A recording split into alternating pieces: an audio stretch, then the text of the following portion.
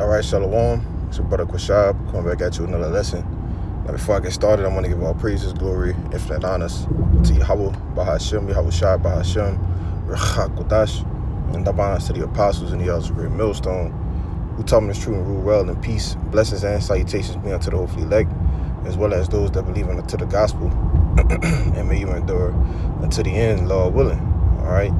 Now, the particular title of this lesson I want to get into today, all right, as you basically going with the spirit of things, listening to different apostles and elders of things that's, based off the lesson, the brother went into, or the camp the brothers was going into dealing with the virgin birth, all right, and I want to dive into, this will be kind of a line back, but just a little bit different, all right, of a lesson LD Yashwan uploaded yesterday, basically going into understanding the lineage of Yahushua, all right, and if you can't understand this lineage, all right, or why it's important, then you're bugged out, man, all right. Or if you're having trouble trying to grasp the concept of things, hey man, if you believe, you need to pray to the Lord, all right, because if you can't understand this prophecy, you can't, how can I say it? The Lord ain't really dealing with you as far as the mysteries, right? That's why brothers always say, to understand the mysteries, you have to know the history, man. All right. Now I want to deal with the importance, all right, of understanding the lineage of Yahushua and how it pertains unto prophecy, all right, because it was a prophecy that one of David's descendants will sit on the throne, all right. They will be the ones to bring forth the kingdom, all right, and I'm speaking of the kingdom of heaven. Okay, now I'm gonna start off with the prophecy in 2 Samuel, all right. So we're gonna go to 2 Samuel chapter 7, all right, and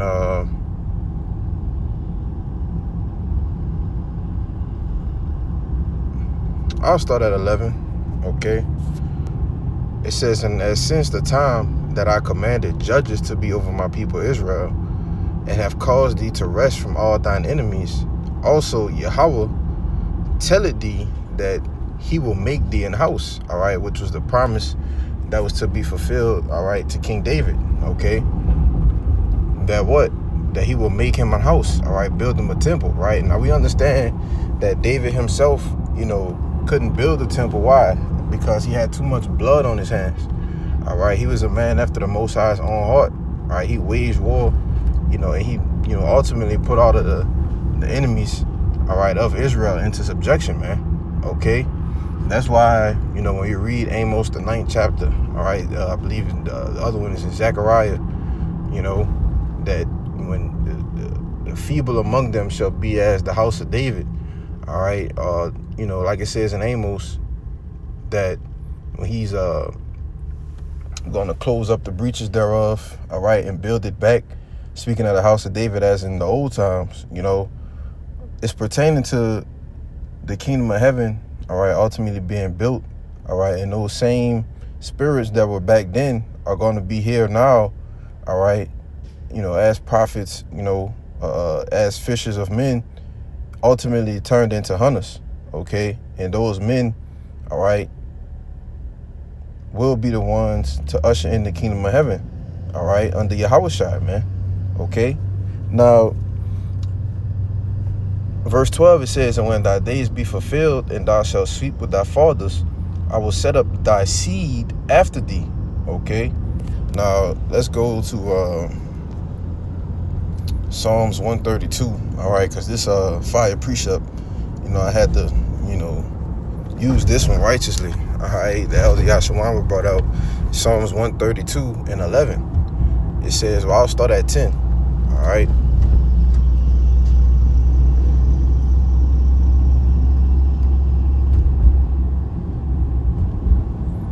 Shalaki, I was looking at something. But it says, for thy servant David's sake, turn not away the face of thine anointed. For verse 11, the Lord Yahweh had sworn in truth unto David that he will not turn from it, and of the fruit of thy body will I set upon thy throne. Right now, we understand the fruit comes from what? A seed that is planted. Okay.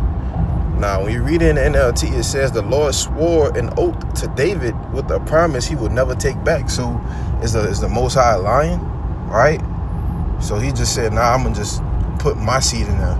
Right? And we know that all things are possible, all right, when we're dealing with the Heavenly Father, right? But this is just not what it is, all right? And we understand that, like the brothers was going into with the camp lesson, right? Dealing with Haman, that body celestial and bodies terrestrial. You understand that, these the angels, the angelic bodies, it can't deal with the fleshly bodies, man. All right? That would make the Most High a liar, right? Now, it says the Lord swore an oath to David with the promise he will never take back. All right? And that's why the brother Kaya always say, the Lord magnified his word above his name, man. All right? Because he put it on himself. He swore by himself, man. Because every promise that the Lord, Yahweh Bashim Yahushua has ever made, all right, it's never failed. All right, as I tell you in Isaiah the 55th chapter, right? Now it says, I will place one of your descendants on the throne. You see that?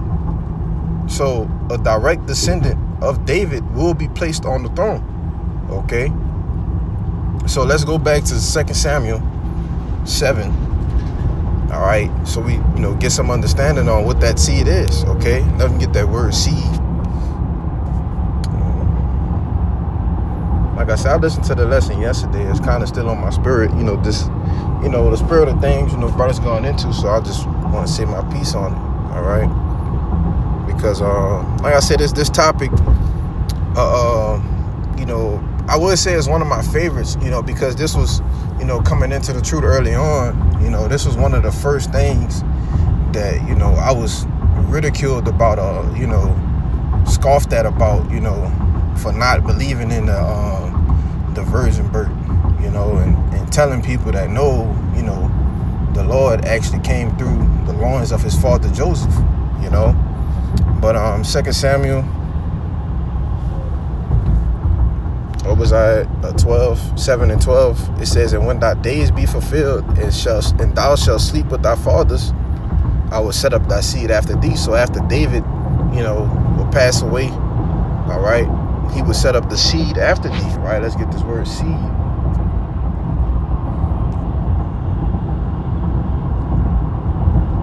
All right, it's H2233, Zawa, all right? It says seed, a sowing, or offspring, right? A sowing, a seed, or the semen viral, all right? The semen viral, all right, or whatever, however you say it. Basically, it's the semen, all right? That's the offspring, man, okay?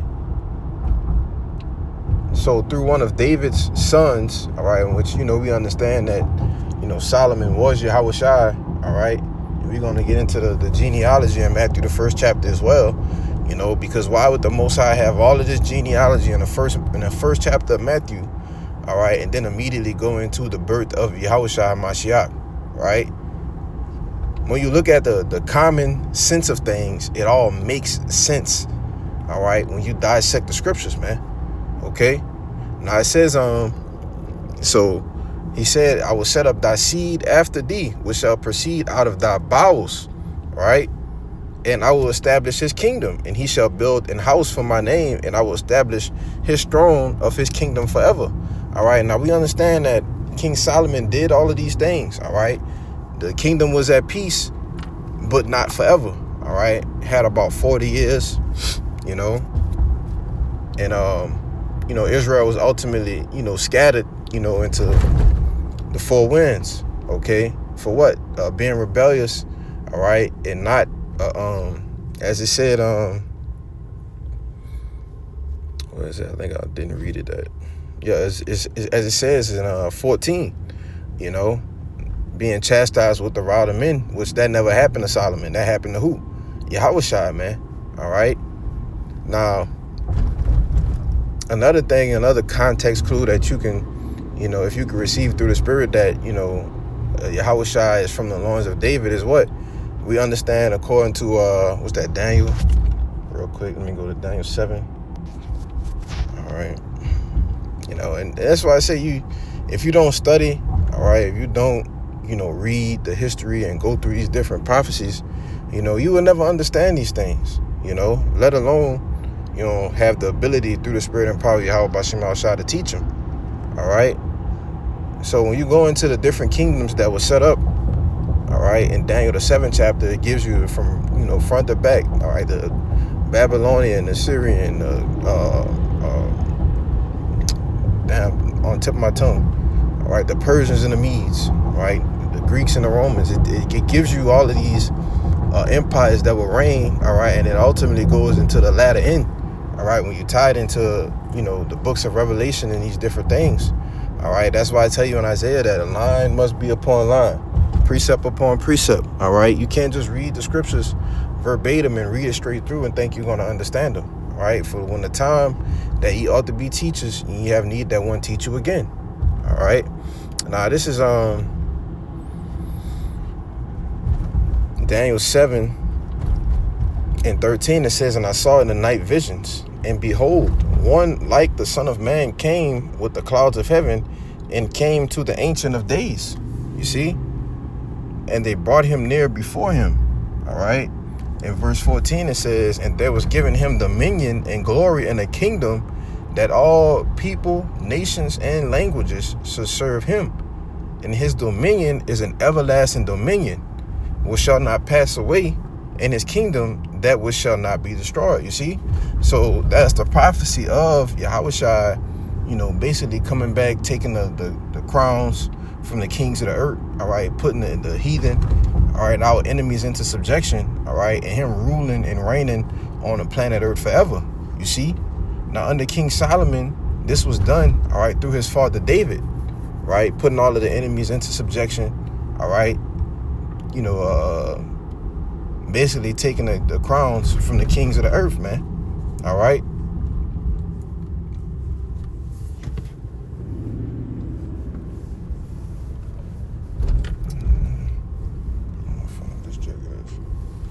Shalakia. I had to take a quick detour. But like I said, this was done through his father David, right? Solomon, he didn't have to, take the crowns from the kings of the earth, man. All right. All Solomon did was rule, okay, in peace. He ruled in eternity. He had the wisdom, all right, from Yahweh B'Shem, Yahweh himself, all right, when he prayed the prayer, in I believe 1 Kings 3, all right, in which, that glory, that wisdom, that's going to stand upon as it stood upon Solomon when Yahweh Shai makes his return, and when Yahweh Shai dwelled on the planet earth. He had that same type of wisdom. He had that spiritual powers, man. All right. And that's only been resided with who? One person in the scriptures, man. Okay. That same spirit from the beginning. All right. As we understand, Yahweh Shai being Adam as well. All right. Now, that's cool. All right. I just wanted to grab that. All right. We go back to the 2 Samuel 7, all right, he shall build a house for my name, and I will establish his throne of his kingdom forever. Verse 14, it says, I will be his father, and he shall be my son. If he commit iniquity, I will chasten him with the rod of men and with the stripes of the children of men. Okay, and that's ultimately what Yahweh Shai, who the world ignorantly calls Jesus Christ, basically going through that, his fine hour, man. All right, being chastised, being whipped, being beat, having a crown of thorns, and he understood that he was paying for those sins of committing, the iniquities that he did at Solomon, going off worshiping false idols, false gods, man. All right, and he was chastised with the rod of men. You see, it says, verse 15, but my mercy shall not depart away from him, as I took it from Saul, whom I put away before thee. Verse 16, and the house and thine kingdom shall be established forever before thee. Thy throne shall be established forever. Okay. So that's to show you that through David, that the kingdom of heaven will be established. All right. Now, if you've been following along, if you understand the truth, we understand, who the world ignorantly calls Jesus Christ is coming back, all right, to establish the kingdom of heaven on earth, all right, as it is in heaven, okay? And his kingdom is a kingdom, as I just read in Daniel, the 7th chapter, that shall not pass away, man, all right? Now, we're going to go, all right, to go back into the lineage. I just feel like that had to be explained. I didn't have none of those precepts, but I just feel like that had to be explained, to understand who the kingdom, all right, the everlasting kingdom is going to be under, okay? Now, we still dealing with the loins, all right, or the seed of David, all right? Now, it says the semen viral, right? Remember that word seed, okay? Now, we're going to get Isaiah chapter 11, all right, in verse 1, okay? It says, and there shall come forth a rod out of the stem of Jesse, and a branch shall grow out of his roots. You see, now let's get this word roots. All right, like I said, it's all going to tie in together. A couple of precepts I'm going to bring out in the end. All right, so it's the word roots, or out of his roots. It says literal, a people involving firmness or permanence, roots, the bottom. All right, so if you have if a tree ultimately grows, it's still the same tree. But what's at the bottom of it? The roots are what? The beginning. All right. The roots are the beginning of the tree. All right. But that doesn't change that it's still, let's say it's an oak tree. It doesn't still change that it's an oak tree. Right. It's still an oak tree. But it's just different leaves and branches that grow from that root. All right. Now, I think it's the root word.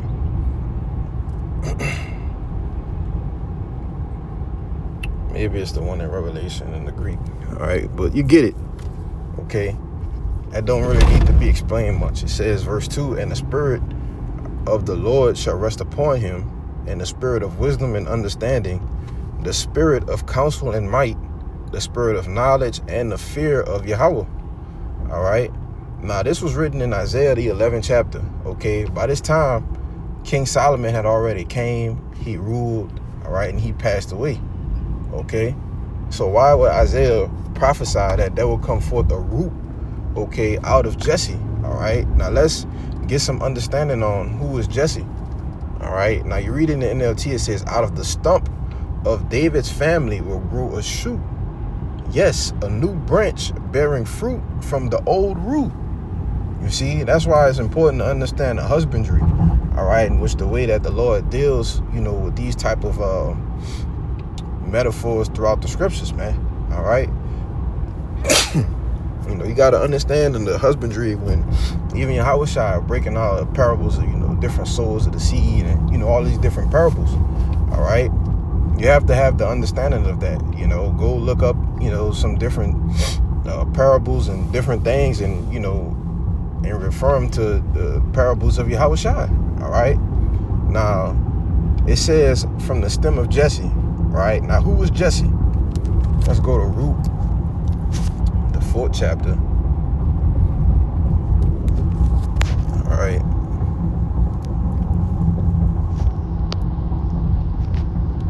Now, if you see in chronological order, Ruth is before the books of Samuel and books of Kings, right? Because the sole purpose of this book, okay, basically was to show the lineage of King David, how he came about, right? And that's it, basically, okay?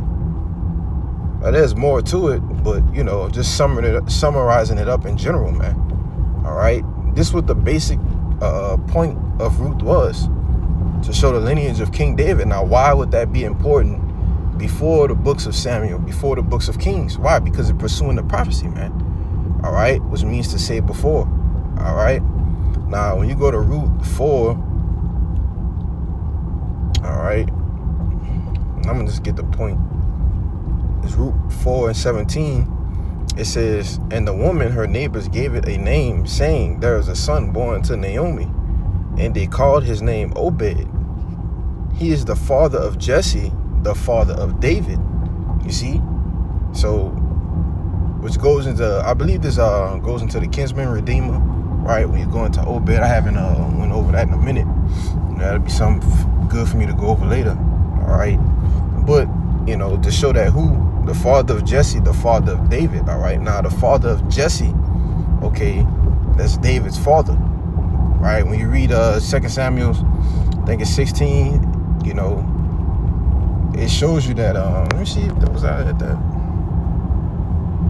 I'm going to just read down and get the point, all right, in 20 and 21, right? Because, like I said, the Lord, didn't cause the names, all right, or the lineage to be written in the scriptures for nothing, right?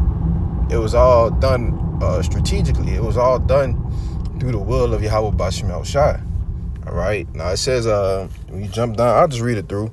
It says, verse 18, now these are the generations of Pharez. Pharez begat Hezron, and Hezron begat Ram, and Ram begat Aminadab, and Aminadab begat Nahshon, and Nahshon begat Salmon, and Salmon begat Boaz, and Boaz begat Obed, and Obed begat Jesse, and Jesse begat David. You see? So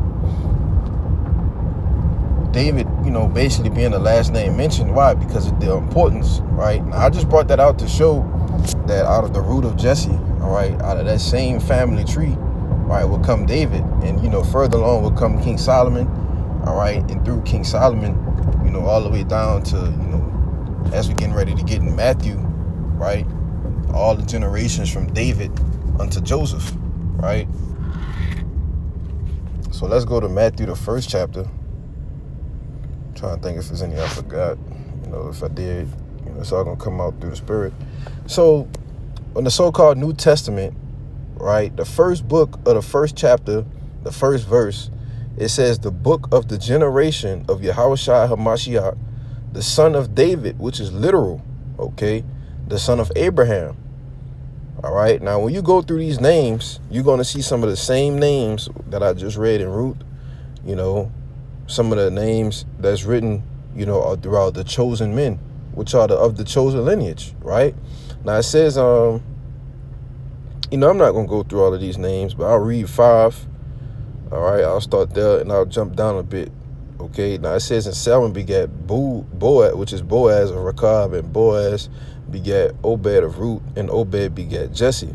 And Jesse begat David the king, and David the king begat Solomon of her that had been a wife of Uriah.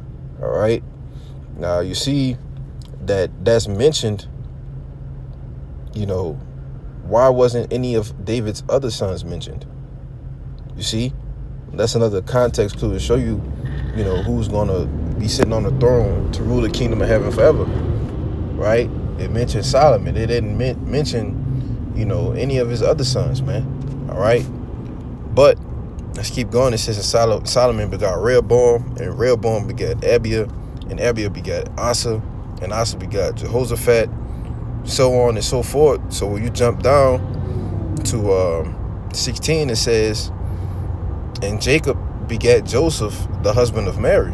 Okay, now these men are all throughout that same lineage, starting with who? The son of David, man. All right. From David loins, okay, all the way down into what? The 14th generation, right? That's why it says in verse 17, so all the generations from Abraham to David are 14 generations. You see? And we're going to get that word generation in a minute. It says, and from David unto the carrying away into Babylon are 14 generations. And from the carrying away into Babylon unto Hamashiach are 14 generations. That's why I just said the 14 and a 14 and 14, symbolic of those generations, right? So why would the Lord have this lineage from David in Ruth, all right, and then put from the beginning from Abraham all the way down into Joseph, who the world ignorantly calls Jesus Christ, whom is his biological father, Joseph, right? Why would the Lord have all of these things written in there if he was just going to come through, all right, basically it would be committing adultery, because Mary was already espoused to Joseph, just to have him put, the seed of Yahushua into Mary and it not be Joseph's biological father, That's why I say when you actually understand and realize these things and, the ramifications that they would have, you have to know and understand, certain things, right? Even when you go into the law of purification, but that's neither here nor there, right? So this is all the lineage of Yahushua, right? This is the importance of it. Now I wanted to get this word gene or generation, right, which goes into your genes, right? So we say the word genealogy, right? It says line of descent, pedigree, right, with derivatives referring to procreation and familial and tribal groups, right? The meaning, the study of a family tree, all right? The study of a family tree, all right? Now let's go into the generation.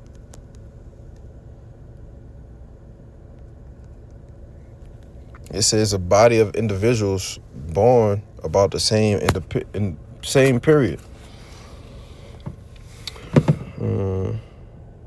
Descendants at the same stage and a line of descent, right? So basically, we're going to go into the word gene, all right? I might have to get it in the Strong's.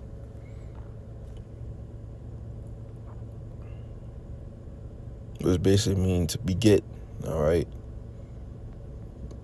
Where the line starts, basically. Let me see what it says in Matthew 1. These are the books of the generation of Yahushua Mashiach. Oh, you see in the NLT, it says it's a record of the ancestors of Yahushua, the Messiah.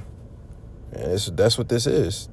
This book is a record of the ancestors of Yahushua. Now, why would that be any important? Why would the Lord make this first book of any importance, all right, if he was just going to come, put his personal seed in the Mary, right?